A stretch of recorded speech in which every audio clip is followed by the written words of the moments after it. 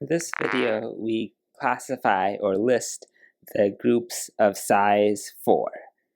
Now, in general, classifying or identifying the groups of a given size, what are all possible groups with a given size, is a very difficult question.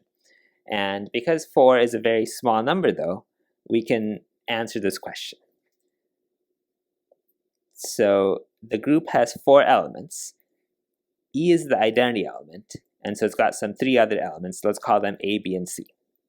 Now, we want to build the multiplication table. And again, by multiplication, I just mean the operation or the binary operation asterisk. It doesn't have to be literally multiplication. Okay, now the answer is that there's basically 2 groups of size 4. There's the cyclic group of order 4, denoted by either C4 or Z4. That we've seen a cyclic group is a group that is generated by an element of that group. And then another possibility is the Klein-4 group. These are different because the Klein-4 group, we'll see, is not cyclic. Okay, now to answer this question of what are all the possible groups of size 4, we need this fact, and this is true for any group, is that in this multiplication table for a group, no element or letter can occur twice in one row or column. And here's the proof. Suppose x occurred twice in the row that's, for example, a times something. So a times g1 is equal to x, and a times g2 is also equal to x. That's what it means for x to occur twice for some g1 and g2. Then by the cancellation property, we get that g1 has to equal g2. Okay, so this was a simple fact, that when you make the multiplication table for a group, any element occurs exactly once in a row and exactly once in a column. I guess here I've stated no element can occur twice, but okay. Anyway, so let's then try to figure out what are the possibilities for this multiplication table. Okay, so because the identity element times anything is just that other element, so here I've filled in the first column and the first row. For example, A times E has to be A because E is the identity element, and that's what the definition of the identity element is. Similarly, E times B is equal to B. Okay, then how do we get started? Well, we then have to figure out what goes here, A times A. And it turns out a couple things could go there. So, but the first thing is what can't go there is it can't equal A. And the reason is because if this question mark here equals A, well, then we would have A appearing twice in this column or this row, and that can't happen. So A times A, again, this thing that goes here, can't equal A. So it must equal E, B, or C. And so we break this down into 3 cases. So case 1 is A times A equals E. Okay, so let's fill in E in this spot here, and then figure out what goes here, A times B. Well, again, there's 4 elements in the group, A, B, C, D, and E. Sorry, A, B, C, and E. So those are the 4 possibilities, but we can cancel a bunch out. In this row, we already have A and E, so those can't happen. And then we also have B in this column, so a B can't go there.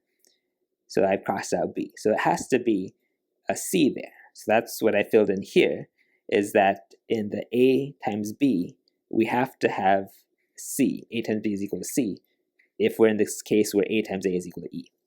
So now we have this row A, E, and C, and then you can see that this has to be a B because everything else has already been taken in this row, so this has to be a B.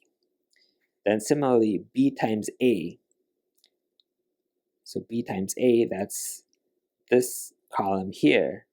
There's, well, can it equal A?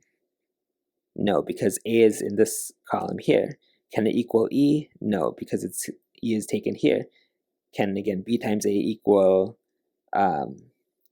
B? No, because it's in this row here. And so B times A has to equal C. So that's what we've claimed here. And I've gone through how I eliminated the other possibilities. Then C times A, so C times A, this thing that goes here, has to be B, because we filled in this column as A, E, and C previously, and so this has to be what's left over, which is B. Okay, so we filled in this table so far here, and then we consider what B times B has to be, so what would go here. And then there's two possibilities. B times B is equal to A, or is equal to C. Why? Well, the other possibilities are B and C, but they've already appeared in this column or this row.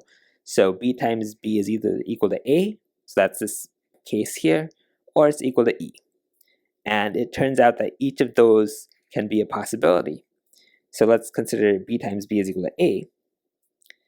So we would say that B squared is equal to A. We also know that A times A, or A squared, is equal to E. So then what's B cubed? B cubed is B squared, which is A, times B. And A times B is equal to C. Okay, and then B to the fourth is equal to B cubed times B, and we just figured out that B cubed is is C. C times B is equal to E, because if we fill this with an A, then this has to be an E, and similarly, this down here has to be an E. Okay, so the point of computing all these powers of B was to show that B to the fourth is equal to E. In other words, the smallest power of B that gives back an E is the power of 4.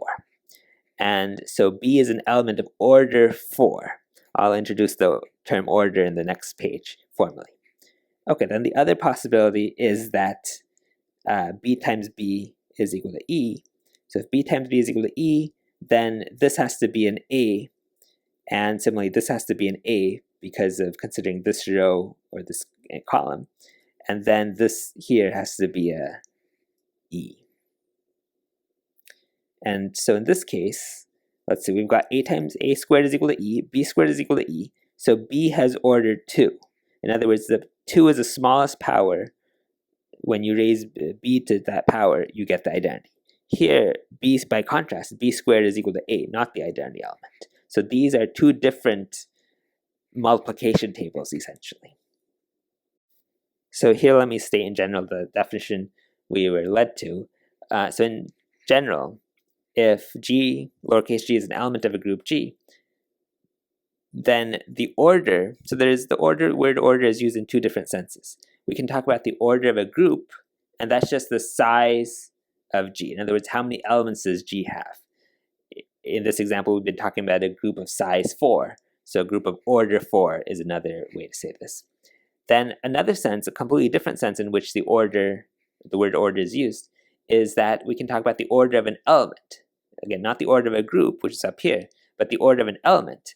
And that is the smallest positive integer n, such that G to the n is equal to the identity element, and or infinity if the order is infinity if no such n exists. So, okay, now let's go back to this problem of classifying order for groups. So the second case was A times A is equal to B. Now if A times A is equal to B, then, so we put that B here, and then we figure out what could go, in these other empty places in the multiplication table. So A times B, well, it can't equal B, and it can't equal A because A is already appearing in this row. So that's why I've crossed out A and B. And so the other possibilities that are remaining are A times B is equal to E, or A times B is equal to C. So I've divided then this case 2 into two subcases, 2A and 2B. 2A is where A times B is equal to E, and then if A times B is equal to E, then in this spot here, there has to go a C, has to be C, because we've got A, B, E already in this row, so we can't, none of those can be repeated, so there has to go a C here, but then C gets repeated in this column. So case 2a, A times B is equal to E, can't happen. Okay, so then the case that remains is A times B is equal to C. So that's what we placed here, and then we can fill in the rest of the multiplication table. So we've got ABC in this row, so that means this term, A times C, has to equal E. And then, let's see, we've got A times C equals E. Let's multiply both sides of this equation by A. So we've multiplied by A on the left here, A on the left here. Now what we know is that A times A is equal to B. So that means that B times C is equal to A. So that's what we can fill in here. B times C is equal to A. And then once you know that, so we have C, E, and A, that forces this element here to become a B, and then you can kind of fill in the rest of the table. And what we find then is that this group, we filled in the multiplication table, and this is a group that's cyclic of order 4, namely the generator is A, or A generator is the letter A, because A squared is B, A cubed is C, and then A to the 4th is E. So 4 is the smallest power, where A, which you have to raise A to get the identity element. So A has order 4. That's 4 again is the smallest power, where A raised 2 gets the identity element. B has order 2, because B squared is the identity element. Again, B times B is the identity element. And then C has order 4. Just you can compute the powers of C, and you get that. Okay, and so this here is a cyclic group of order 4. So to summarize, our groups of order 4, well, there is a cyclic group of order 4, and we've seen sort of 2 incarnations of that in case 2b and then a case on the previous page. And then also the Klein 4 group, which had no element of order 4. All the elements were of order 2 except for the identity element, which always has order 1.